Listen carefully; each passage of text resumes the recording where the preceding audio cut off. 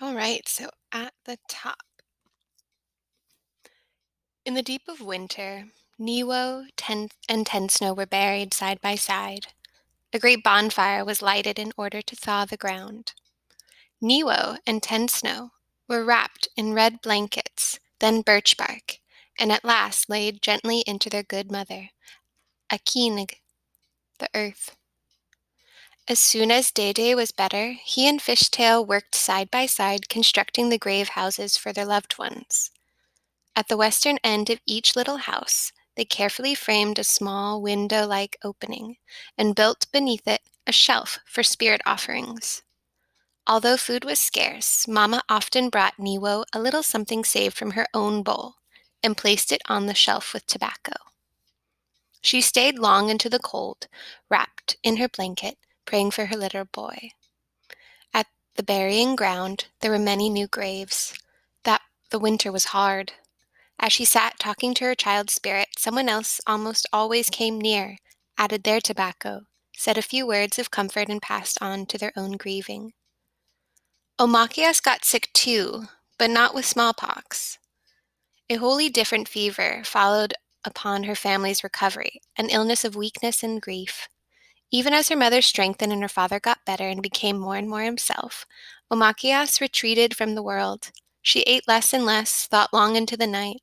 Often in her mind's eye, she saw Niwo's tiny moccasins, forlorn in the firelight, as they sagged, tipping over when in his fever, he kicked them off.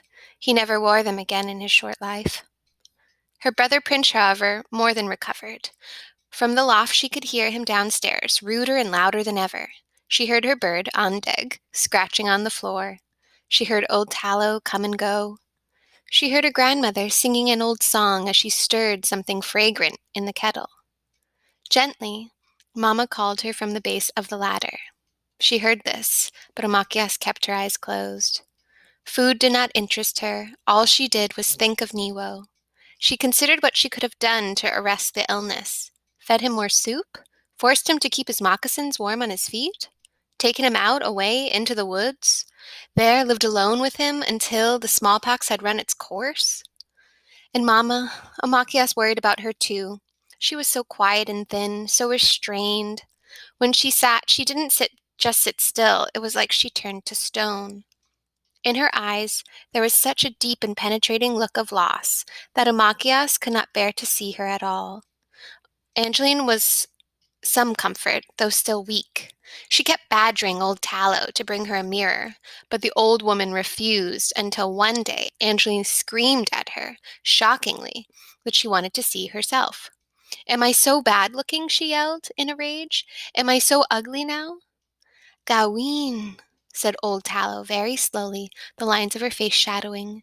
"You are still beautiful." Omachias, lying next to her sister, closed her eyes in pain.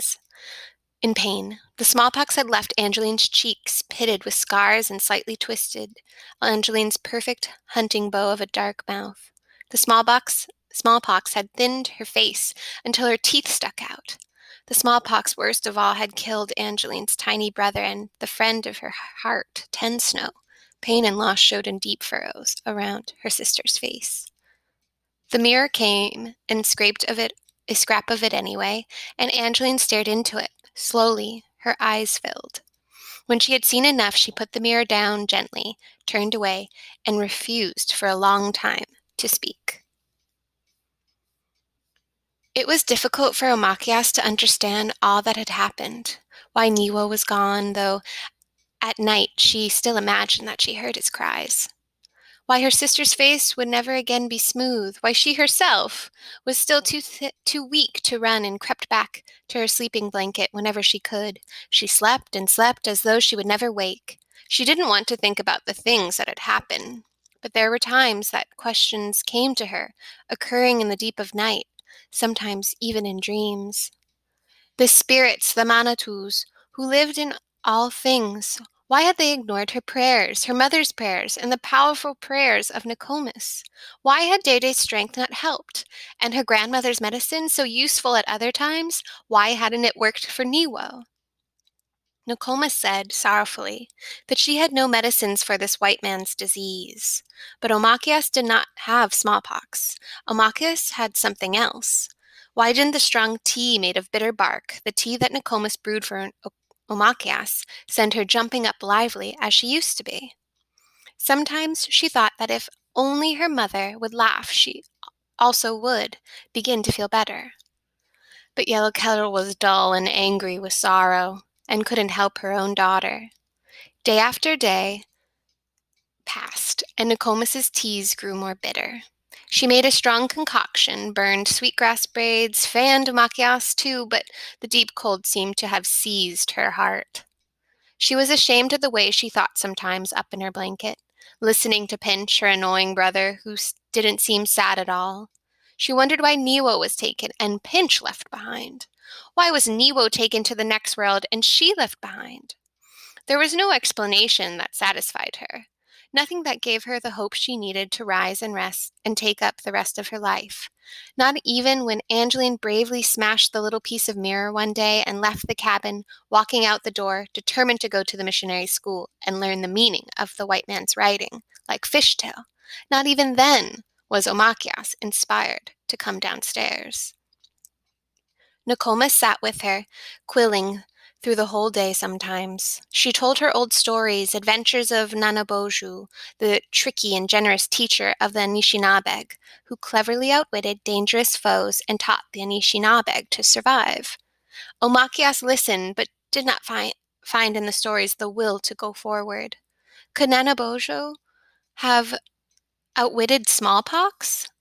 Could Nanabojo push back the dreadful day? Send home the awful visitor who had taken Niwo and Tensnow? Could Nanabojo at least say a word or two in his own defense or encourage Omachias to go on with her life? Nothing happened. No voices explained things. Her dreams were blank. One day, however, old Tallow unexpectedly appeared at the top of the ladder. In her rough, steady hand she held a bark container of rabbit soup, boiled up with potatoes from the storage cache.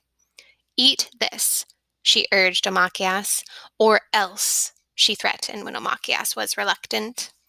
After Omachias had taken the first taste, Tallow insisted that she drink until she couldn't fit in another drop. Ah, there, said Tallow approvingly. You need to get your strength back. Omachias nodded and closed her eyes. Don't sleep now, said Tallow gruffly.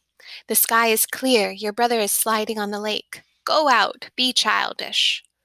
Omachias kept her eyes closed and lengthened her breath, hoping that Tallow would believe that she had fallen asleep. After a while, the old woman fell silent, though she continued to sit near Omachias, pondering what she should do next. Of course, she was suspicious.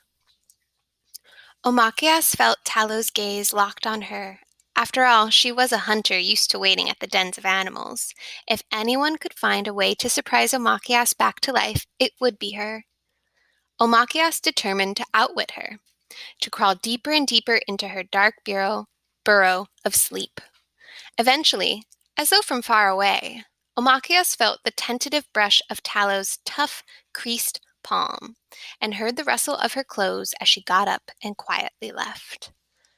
At first, Omachias tried to think she had won, that she had outwitted old Tallow and made her impatient, as even the wariest animals often failed to do. But then the time stretched long. Omachias couldn't sleep. Her feet tingled to run. Energy from the rabbit soup flowed through her, and she drummed her fingers against the floor. She was stubborn, shut her eyes. Who was fooling whom, she wondered. The sun was shining brilliantly outside. Had she really bested old Tallow? And at whose expense? None other than her own. With a sigh, Omachias got up. She went out. For the first time since the illness, she felt the sun on her face, but even its promise of warmth did not make her smile.